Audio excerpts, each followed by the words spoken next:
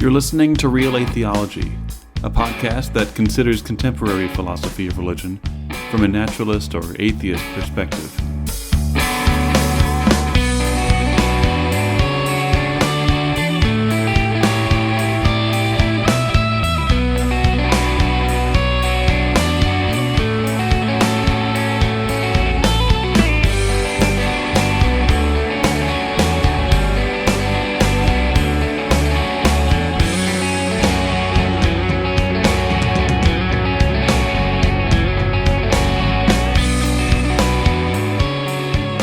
Welcome to Relay Theology.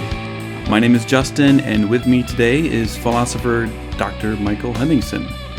Dr. Michael Hemmingsen, thanks so much for coming on the show. Oh, thank you for inviting me. So we should probably begin with, you telling us a little bit about yourself. Where do you teach? What are your general areas of philosophical research? Sure. So currently I am at Donghai University, which is in Taichung, Taiwan. So I'm teaching in the International College at the moment. I teach philosophy courses there to mostly non-majors. Before this, I was at the University of Guam, the US territory. And then prior to that, I was in New Zealand, and before that studied in Canada at McMaster University. I guess rewinding even further back, what kind of contributes to your general interest in philosophy?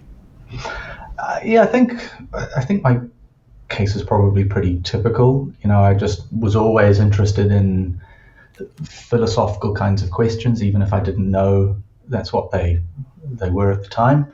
I got to university, I wasn't totally sure what I wanted to study, took classes in different subjects, and just found that the philosophy courses really spoke to me. They just felt really natural to me. The kinds of questions they were asking, the approaches they were taking just seemed like just obvious in a way, just seemed like the kind of thing that I was interested in doing. And so I haven't looked back from there, really.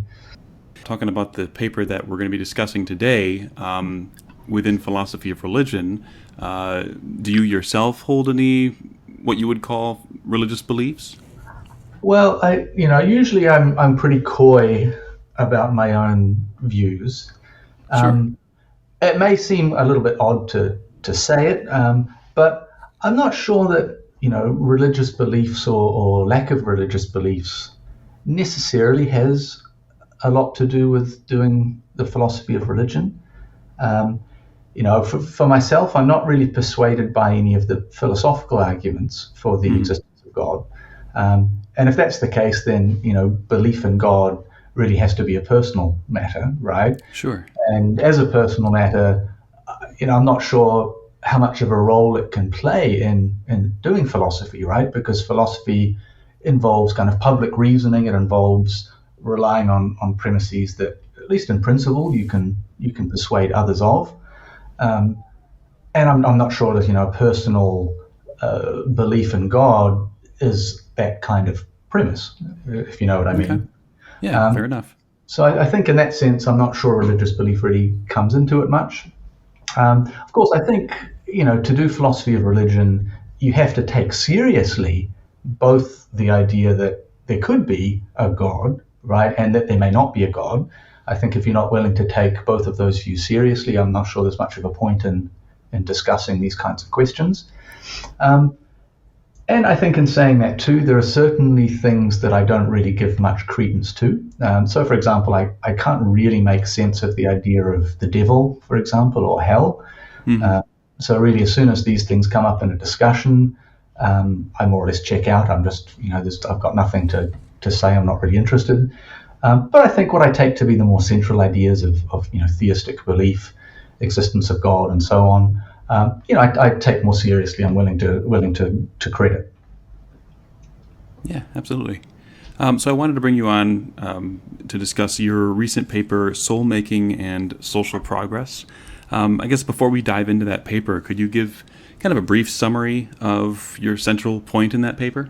Sure, yeah. So very briefly, I say in this paper that I think if you want to defend the current distribution and current quantity of evil in the world by claiming that it's necessary to achieve some kind of higher good, then you're kind of committed to the view that this world, this distribution, this amount of evil is ideal. And as a result of that, any kind of change that we might want to make and that we might want to describe as social progress, by that lights makes the world actually worse off. So any kind of social progress is kind of ruled out by this view. The paper is in response to, as you mentioned, the SoulMaking Theodicy by John Hick. Who was John Hick, and what is the SoulMaking Theodicy? What's it in response to? Yeah, so Hick was a very well-regarded philosopher of religion and a theologian. Someone I have a lot of respect for, which I guess is why I'm interested enough in what he has to say to discuss it, even if I'm saying I think he's wrong. The Soul-Making Theodicy is a response that Hick offered to the problem of evil. All right? And the problem of evil is basically this. If God is all-knowing, then God knows about all the evil that exists or could exist. If he's all-powerful, he has the ability, the power to put a stop to all of those instances of evil. And if he's perfectly good, then necessarily he's going to try to put a stop to that evil. And if this is the case, then it seems on the face of it that there shouldn't be any evil in the world. God knows about all the evil, wants to stop the evil, and can stop the evil. So why is it still around? Why does it exist?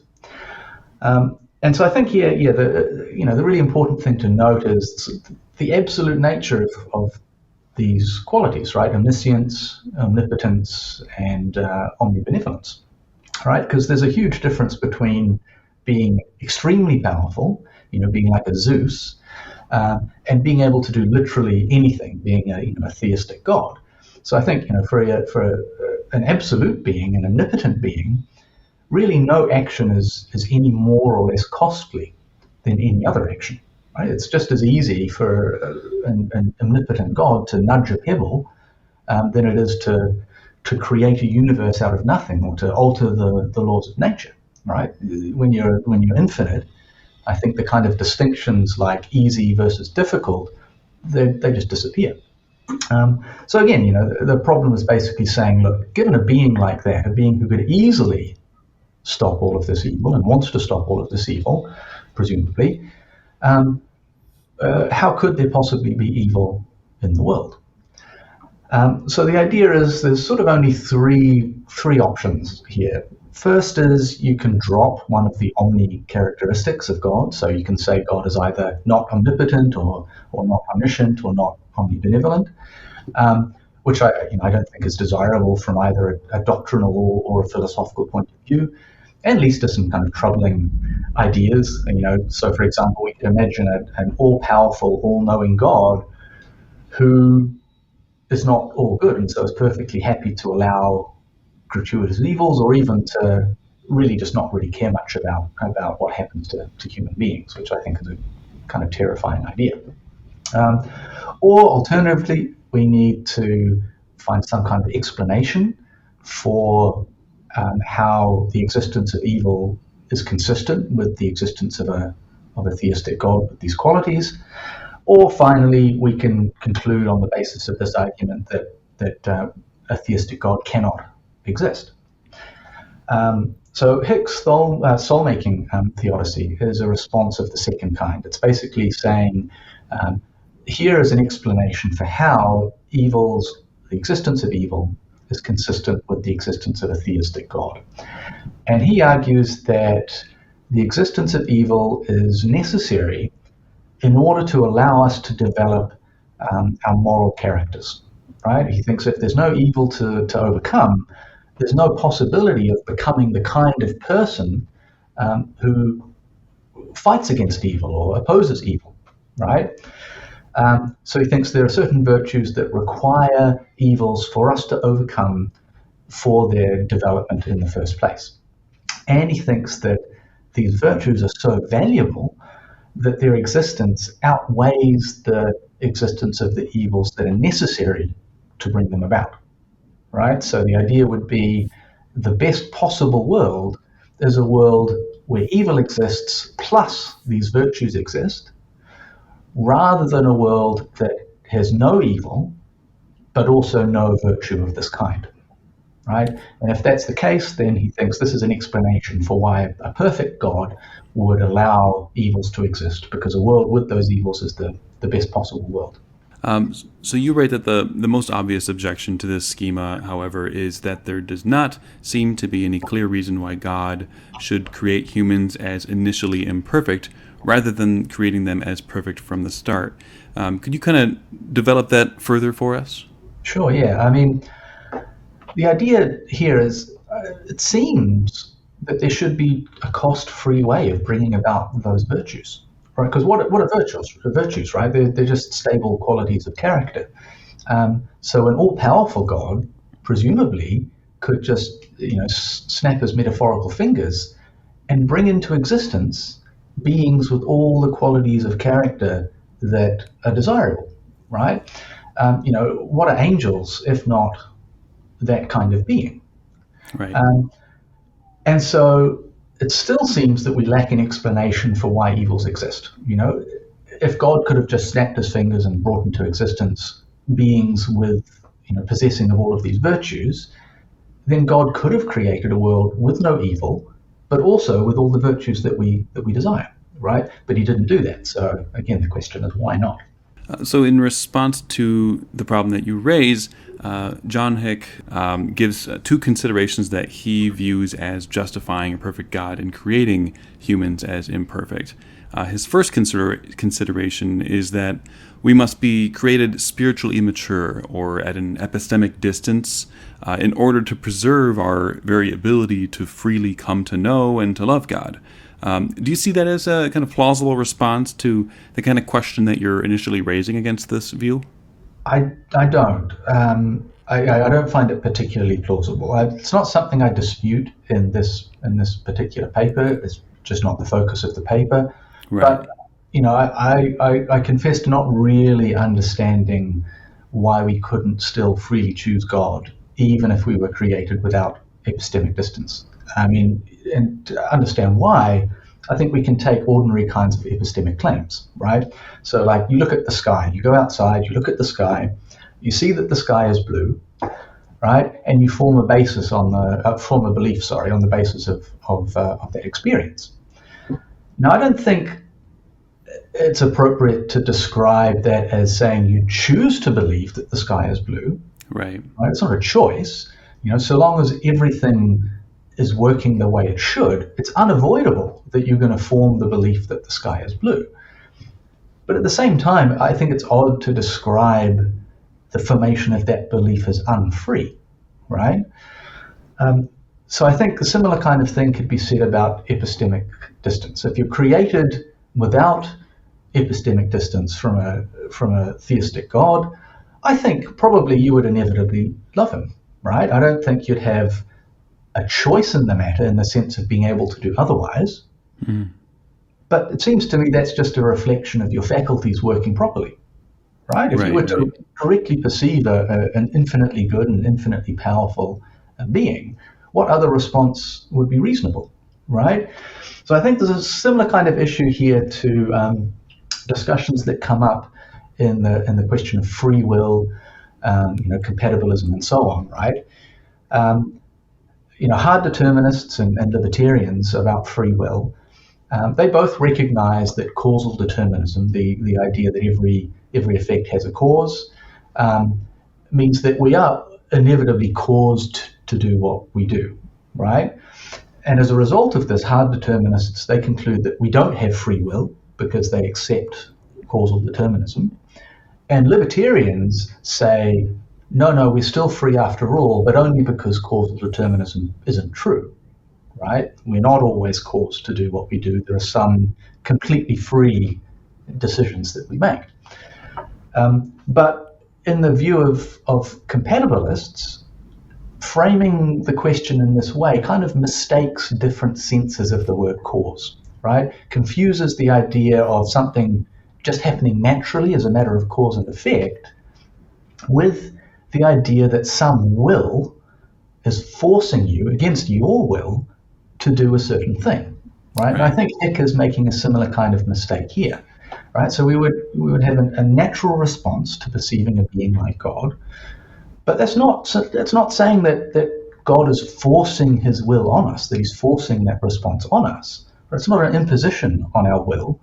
It's just an appropriate response to the experiences that we have. Right. So Hick, I think probably recognizes that he's going to need some kind of additional consideration to justify his claim that God wouldn't, create humans as initially morally perfect. So the second one he brings to the table is to note a difference between ready-made and earned virtue. Could you kind of describe what he means by these concepts, and how are they supposed to kind of play a role in an additional justification for Hick's claim here? Sure. So I think first thing is I don't think Hick himself uses those terms, the earned and ready-made. So I use them in my paper. I'm not sure he uses them himself. But the basic idea with them is that I guess there's something valuable, not just about the final result, right? Not just about these stable dispositions of character that we call virtue, but also, and I guess maybe primarily, in how that virtue came about in the first place, right? So, essentially the idea is this. There's a difference between something that you've earned and something that you've been given, right? And in this sense, I think, Hick would say that God has given us an opportunity that he hasn't made available to angels, for example. Angels are created perfectly virtuous, but they didn't do anything themselves to earn that virtue. So Hick thinks that humans have the capacity to become like angels, right? I don't think he would want to say that we would become better than angels, because perfection is perfection, right? But he thinks we can become as good as angels, as virtuous as angels. Mm-hmm. But he would also say that because we've earned that virtue through struggle, there's something special about our virtue that makes it more intrinsically valuable than if we'd just been given it like angels had been given it. So he's essentially saying that the value of earned virtue is going to be better than the value of, as you say, ready-made virtue. Does he give like an argument for thinking why this would be the case? Not to my knowledge. Doesn't mean he doesn't, but as far as I know, he doesn't. I think he probably does need to. I don't dispute this premise in this paper, and I don't think it's an absolutely silly idea, but I do think there are problems with it that absolutely need to be dealt with. For example, I think we usually think of the history of a thing as being important only insofar as it leads to the qualities that a thing has in the present, right?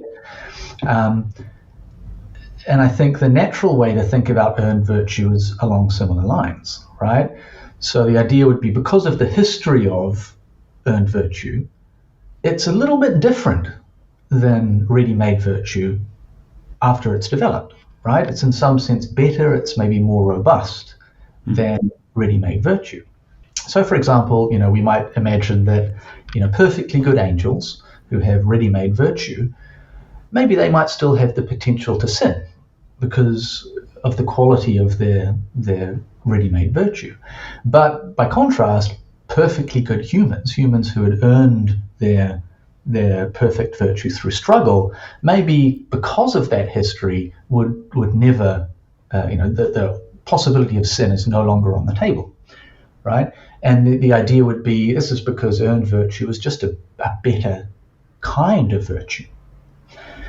But the problem here, I think, is that if earned virtue is qualitatively better, if it's better because of the qualities that it possesses, it doesn't seem to be any reason why an omnipotent God couldn't directly create those qualities in a being.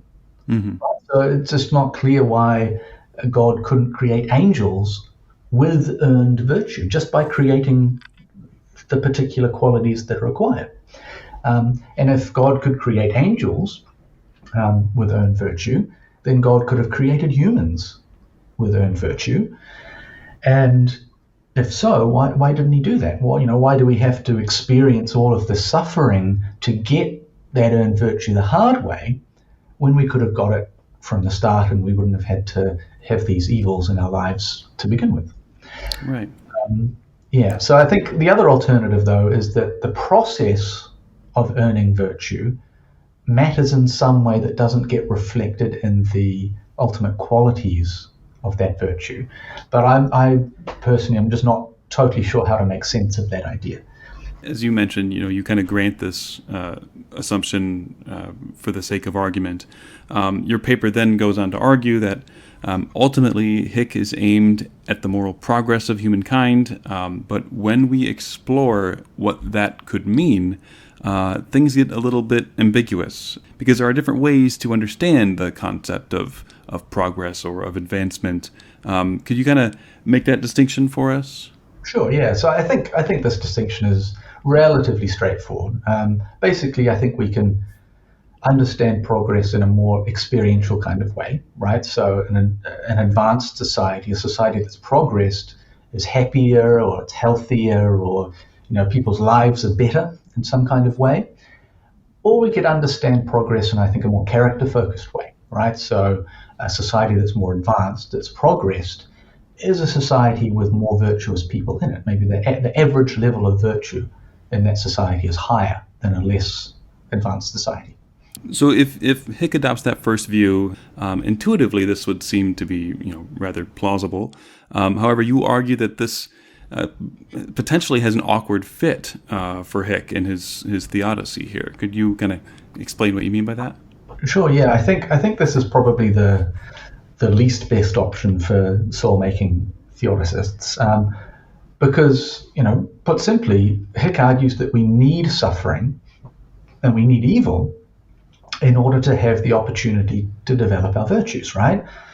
Now, if we eliminate suffering, if everyone's happy, if everyone's healthy, then where's the opportunity to develop our virtue, right? So Hick seems to be committed to the view that we shouldn't try to eliminate suffering. We shouldn't try to make society happier and healthier. And to me, at least, that seems like a very odd position to take.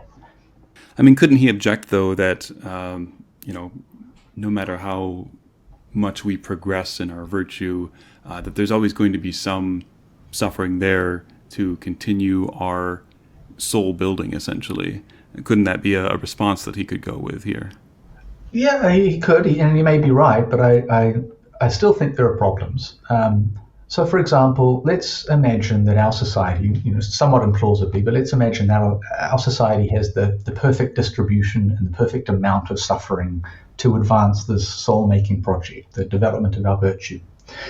Well, we're not the only society that exists right now, and we're not the only society that's existed throughout history, right? So some societies, both now, right, and in the past, contain or contained more suffering than ours does. But if we're imagining that our society is ideal, right, if it has all the suffering it needs but no more than it needs, by implication, those other societies have or had more suffering than they needed, right? And that means that suffering is gratuitous suffering. And Hick cannot accept gratuitous suffering, right? Suffering can only, or evil can only be justified in Hick's view if it actually serves a purpose, right? And in these other societies, it doesn't serve a purpose because it's more than is required to achieve these particular goals that they're supposed to justify. We don't need, it doesn't help to develop people's souls, to develop people's characters. It's more, it's too much. Similarly, we could say, look, if there's some kind of future society that has less suffering, right, but still has enough suffering that we can develop our virtues appropriately, then how do we explain the kind of excess gratuitous suffering that we face in the present? Right? If all we need to develop our virtues is kind of relatively benign interpersonal conflicts, and presumably a future society, even a really advanced one, is going to have interpersonal conflicts. Sure, but why would God permit genocide or disease or war in the present? Right? There doesn't seem to be any good reason to allow those things now.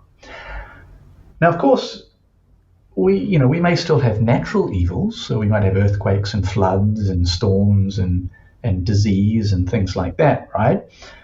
But either these natural evils are necessary for soul making, or they're not necessary for soul making. And if they're not necessary, then again, it's the same question, right? Why would a perfectly good, perfectly powerful God allow these natural evils to exist, right? For an omnipotent being, creating a world without earthquakes would not be a challenge, right? It would be very simple to do. On the other hand, if these natural evils are necessary for our soul making, then we actually ought not to try to put a stop to them. So, for example, if we invented a machine that could absorb the full force of earthquakes as they happen, right, so that nothing is damaged, no one gets hurt, and assuming that there are no undesirable secondary effects, right, then presumably a soul-making theodicist would be committed to the view that we ought not use such a machine, because in doing so, we're removing an essential opportunity to allow people to grow morally, to grow as people, to develop their souls. And to me, that just seems bizarre. The idea that if we had a machine to stop people dying from earthquakes, we should choose not to use it for the benefits of our souls. I mean, it just seems very, very strange. Same kind of thing with medical technology, right? If we worked out how to eliminate disease completely, a soul-making theodicist might be forced to have to say, well, sorry, we can't do that. We have to allow disease to continue to exist. We need it for soul-making. Right. I just find that idea very, very strange. So I guess, alternatively, he could reject that view in favor of a view that is about increasing the amount of virtue, right, rather than merely reducing the amount of suffering. So how would you kind of respond if that's the kind of way he would be going? Well, I think first we'd need to work out exactly how that happens. What's the mechanism? And I guess by mechanism, I don't mean like the really concrete, practical mechanism in the society, but kind of what's the relationship between the social structures and the increased level of virtue. Right. It seems to me there are kind of two ways that this might happen. The first is that people who are born into a more advanced society kind of start off more virtuous, and that's what I refer to as the better start view. The second is that people born into that society are able to develop their virtue more quickly and more easily, and I call that the faster progress view. So I think really the response that I would offer to Hick depends on which of these two views he thinks is the right one. Okay, sure. So let's say that Hick adopts that first one, the better start view. What would kind of follow from that? Well, first off, I'd say I don't think the better start view makes all that much sense, independently of this discussion here. Because I'm not really sure what it would mean in practice for people in the society to have a better start, right? Would it mean that babies are born more virtuous somehow, right? Like how would that work? I'm just not sure how to cash this view out in practice, right? Right. But putting that worry aside, in the context of the soul-making theodicy, there's an additional problem, which is that this mechanism seems to reduce the opportunity we would have to develop our own virtue, right? Because whatever virtue we start with is not earned virtue, it's ready-made virtue. And this whole theodicy is focused on saying, look, earned virtue is what matters, all the suffering is justified so that you can get that earned virtue. But if we all start better off, that reduces the opportunity we have to earn virtue ourselves. We have it ready-made.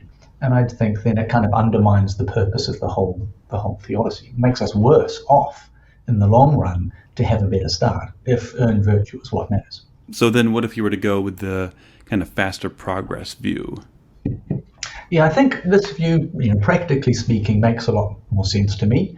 And the idea here is just that society is structured in such a way as to encourage people to develop their virtues more easily and to develop them more quickly, right?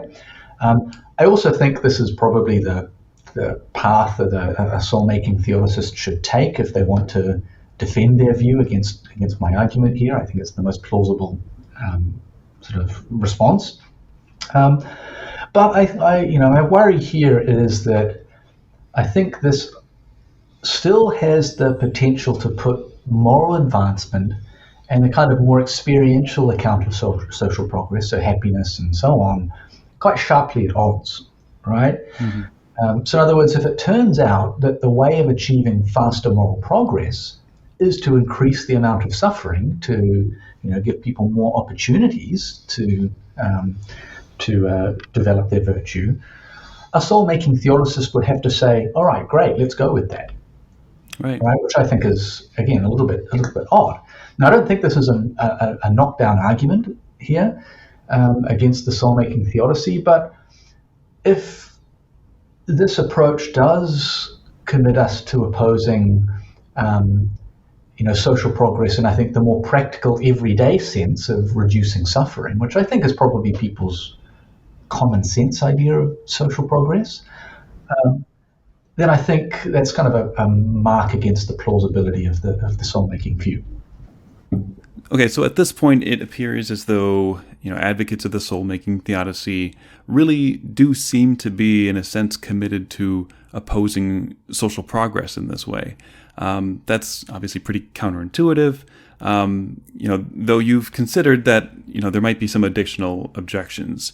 So one objection might be that, it is acceptable to be in a world with no excess undeserved evil if that world is the result of human activity, but not if it's the result of, God's actual actions.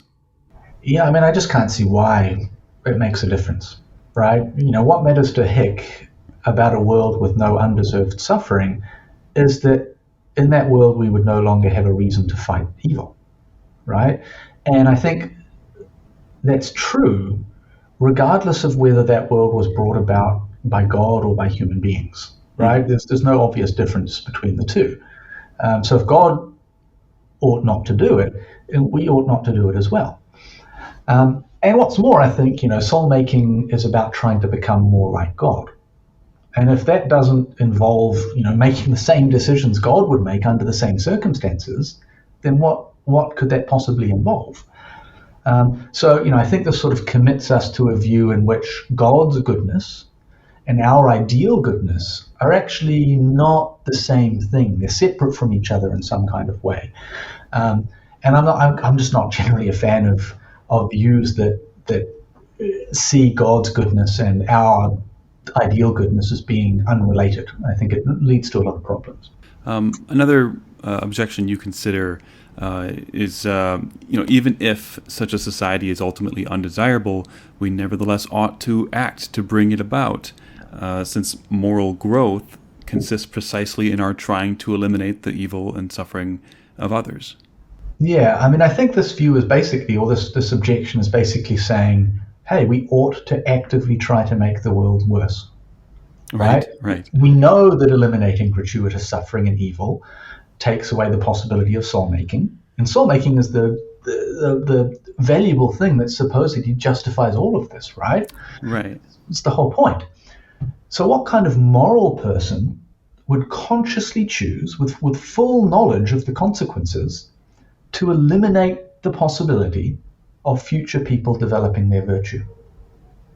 Right? I cannot see how that could possibly be the moral choice. How could we develop our own virtue if we are consciously choosing to make the world worse for future people in the sense of taking away their opportunity to develop their souls?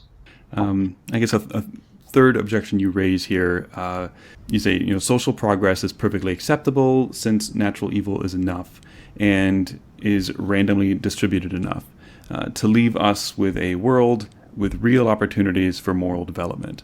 Is natural evil enough? Does that sound convincing, I guess? Yeah, I don't think this objection works for soul-making theodicists, and it's sort of related to what I said earlier, because this objection commits us to not eliminating natural evils where that becomes feasible, right? So if we had the choice to eliminate disease, if our response to that ought to be, oh no, we best not do that. People need illness so they can develop morally. Right. I just think it's a very strange position for someone to take, right? I think, if you're concerned with suffering and you're concerned with developing virtues that are concerned with the suffering of others, then to be saying, I'm perfectly happy for other people to suffer with disease or suffer through, hurricanes or suffer from earthquakes or whatever, because, it's for their own good. I don't know, I just find that very odd.